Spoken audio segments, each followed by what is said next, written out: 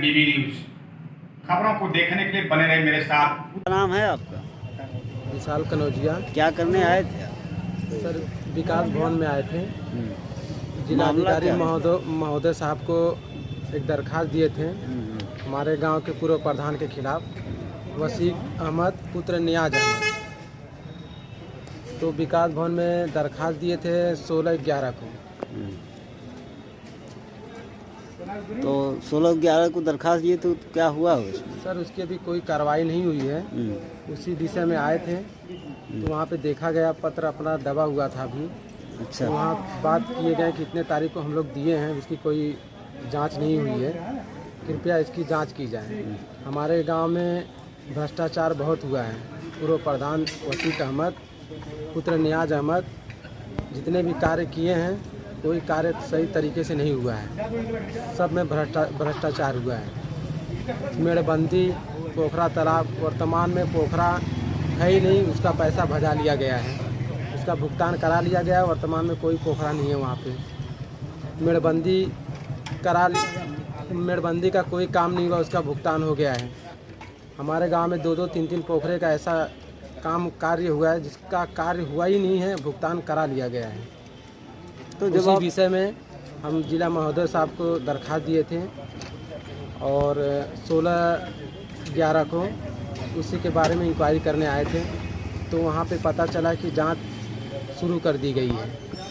अच्छा, आज आप विकास भवन आए थे तो क्या करने आए थे आप? विकास भवन सर वही इंक्वायरी करने आए थे कि जांच अभी तक कहाँ तक पहुँची है तो प्रधान के खिलाफ। अच्छा, तो आप जब गए हैं बाबू से मिले हैं तो क्या कहा बाबू ने? वहाँ पे सर पेपर अपना दबा हुआ था।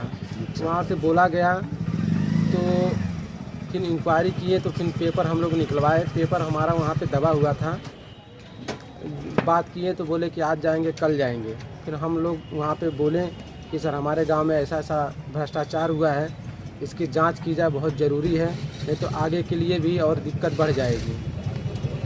तो क्या कहा उन्होंने कहा ठीक है, जांच आपकी शुरू कर दी जाएगी। हाँ सर, मेरा पूरा नाम है मोहम्मद दानिश। मैं लोहरा ग्राम पंचायत से वार्ड संख्या 8 से मेंबर हूँ। जो कि गांव में जो भी थोड़ा बहुत काम हुआ है या नहीं, वो किसी की मुझे कुछ भी जानकारी नहीं दी गई। जो भी ज़मीनी स्तर पे तो कुछ भी दिखाई नहीं दे रहा है, मगर जो भी कागजी स्तर पे हो रहा है, जो भी कागज में दर्शाया जा रहा है, उसकी भी हमें कोई जानकारी नहीं है। और हमारे साथ में जो भी मेंबर है, सारे मेंबर परेशान हैं। किसी भी मेंबर को कोई जानकारी नहीं दी जा रही।